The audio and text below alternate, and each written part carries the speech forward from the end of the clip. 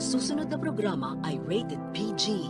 Ito ay nangangailangan ng patnubay at gabay ng magulang para sa mga batang manonood.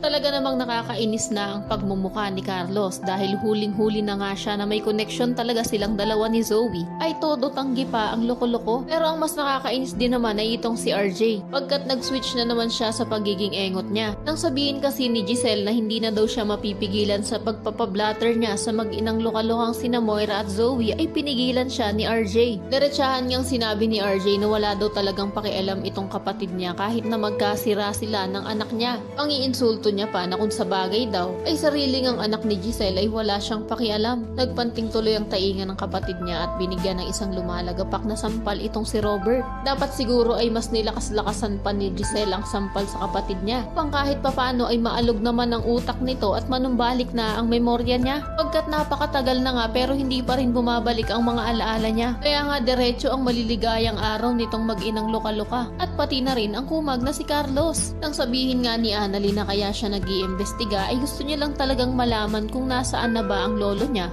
ay sinabi nitong mukhang rabbit na si Carlos na mukhang hindi daw yun ang purpose ni Annalyn at sa halip ay gusto niya lang daw talagang patunayan na tama siya na hindi niya man lang iniisip ang pwedeng maging consequences ng mga ginagawa niya. Ano naman kayang consequences ang itinutukoy nitong si Carlos? Napapraning na kasi ang loko na baka malaman na ni Annalyn ang katotohanan na siya talaga ang tunay na tatay ni Zoe. Sa kabilang banda, nagpakita na ang mag-inang loka-loka dito kina RJ at Giselle. Kaya sa wakas maitatanong na rin itong engot na si RJ sa anak niya kung alam daw ba talaga niya kung nasaan ang lolo niya. Umiiyak namang sasabihin ni Zoe kay Moira at kukumbinsihin ito na umamin na daw sila. Hindi na rin ako mag-e-expect na aamin talaga itong mag-inang loka-loka. Dahil sinabi nga ni Moira kay Zoe na mag-switch na nga daw ulit siya sa pagiging maldita niya at demonyita.